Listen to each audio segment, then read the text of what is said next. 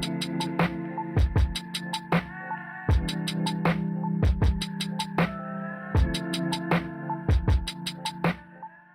everyone, welcome back to my channel.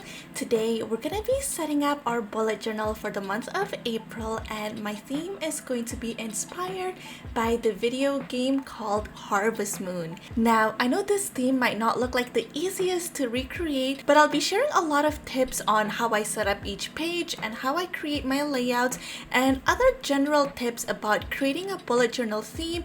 And so I hope it can still give you a lot of ideas and inspiration for your bullet journal no matter what your theme is. One of the things that I really love about having a bullet journal is that you can really create a journal that tells the story of your life, so you can always go back and relive your precious memories. So my first tip in helping you create a bullet journal that tells the story of your life is to choose a theme that has meaning for you. For this month, I chose a Harvest Moon theme because this is a game that I grew up playing.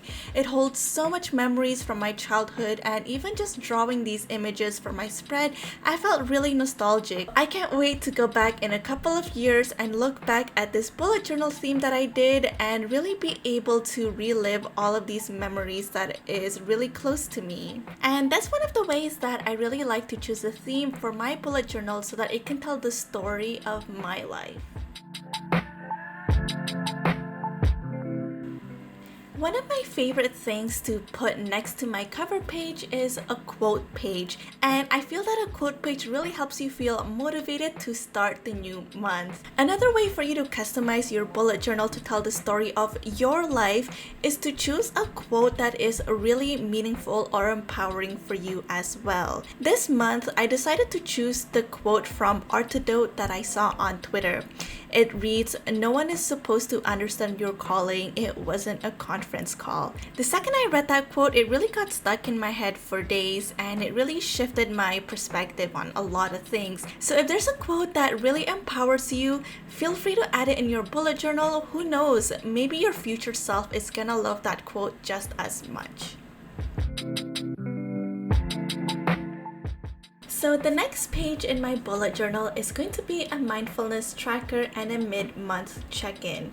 And so one of the reasons why I create a mindfulness tracker is that I find that regular mood trackers are really difficult for me to set up because my mood varies a lot throughout the day. And so it's really hard for me to choose one mood to track to represent my overall day. Something else that you can do instead of a mood tracker is to create a mindfulness tracker or an energy tracker. And so that way you can classify it with low, medium, or high, and I find that it's a lot easier for me to track my days like that instead of tracking one overall mood for the day. So in here, I created an animal list with a lot of little hearts that I can fill out for each day of the month, and I used the stencil that I got that's included in the Toombitree Mary bullet journal from Amazon.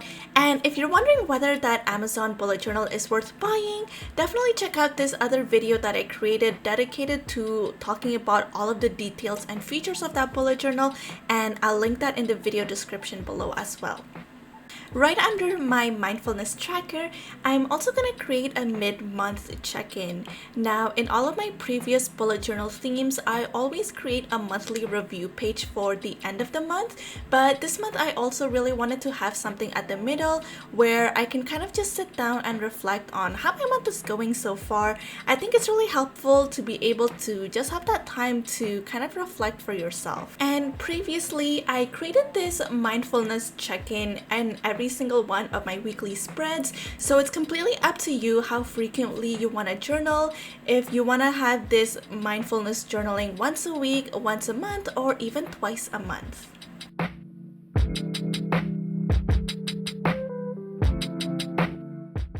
The next page that I really love to create next to my trackers is a one line a day page or a gratitude page.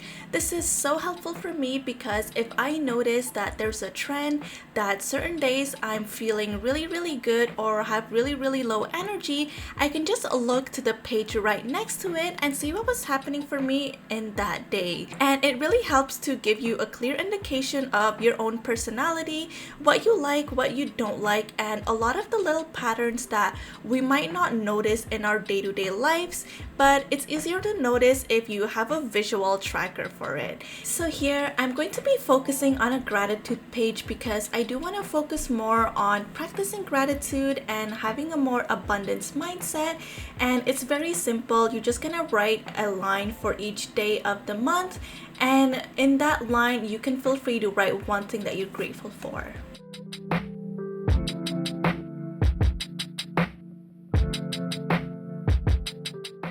And so once I created those pages for my monthly spread, it's time for me to go ahead and make my weekly spreads. Now, another tip for you here is to customize your weekly spread to the amount of space that you need. So for me, a lot of the tasks that I'm doing for work or in my other side projects, it also fell really nicely into a routine that I don't really have to write the task every single day. On top of that, a lot of the tasks that I'm writing in my bullet journal right now are kind of big tasks or big projects, and so they don't really take up a lot of space, but they do take up a lot of time for me to create it. And so by creating a spread that doesn't have too much space for the week, I can make sure to focus on the top 3 big tasks that I want to focus on for that week.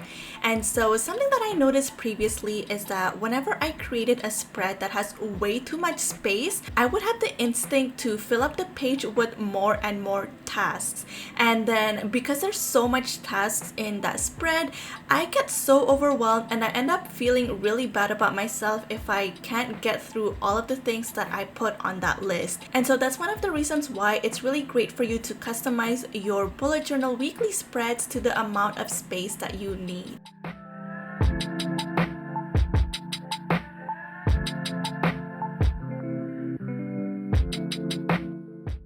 Another tip that I want to give you guys whenever you're creating a theme that's completely brand new, try to see if there's any common patterns or if there's a specific color palette. And so for example, I haven't seen any bullet journals that did a Harvest Moon theme, and so this theme was something that I created completely from scratch. And of course there has been themes about Stardew Valley, and so I got a little bit of inspiration from that as well. And so one of the things that I noticed had a common pattern in the Harvest Moon theme is how they drew their characters. I noticed that a lot of the characters had the same big eyes, they had a very similar face shape, and they had a lot of really bright and fun hair colors. And so after I noticed that there was a certain pattern in how they drew their characters, it was very easy for me to come up with a weekly spread that incorporated this pattern. Some other things that you can also look out for is to see if there's a specific color palette, or if there's a specific font or writing style, or you can also look to see if there's any repeating patterns or repeating symbols that you can use to create your own brand new theme.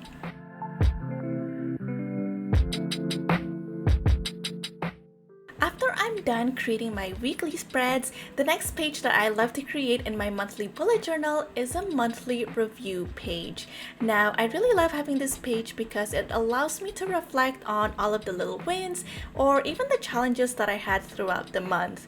I'm definitely someone that struggles with celebrating my own wins, and it's very easy for me to forget about what I had accomplished. And so by being able to reflect on my wins for the past month, it really helps me to practice acknowledging my own wins and my own successes. It also gives you a good excuse for you to treat yourself, and so this is one of the reasons why I really love to create a monthly review page. Some of the things that I like to note in this monthly review page is having a summary page, accomplishments, challenges, and keeping track of my yearly goal. Another thing that I like to write about is anything that worked or didn't work, and so that in the following months I can definitely adjust accordingly. Funny enough, my tripod actually fell after this and I lost some of the footage where I completed the page, and honestly this isn't my favorite page. I'm not super happy with it, but it's just to show you that with bullet journaling, that's part of the process. You might not love every page that you create, but that's completely okay. I hope these tips were able to give you some ideas and inspiration for your own bullet journal setup. I hope that it inspires you to create your bullet journal to tell a story of your own life. Comment down below to let me know what your theme is for April, and I hope to see you in another one of my videos.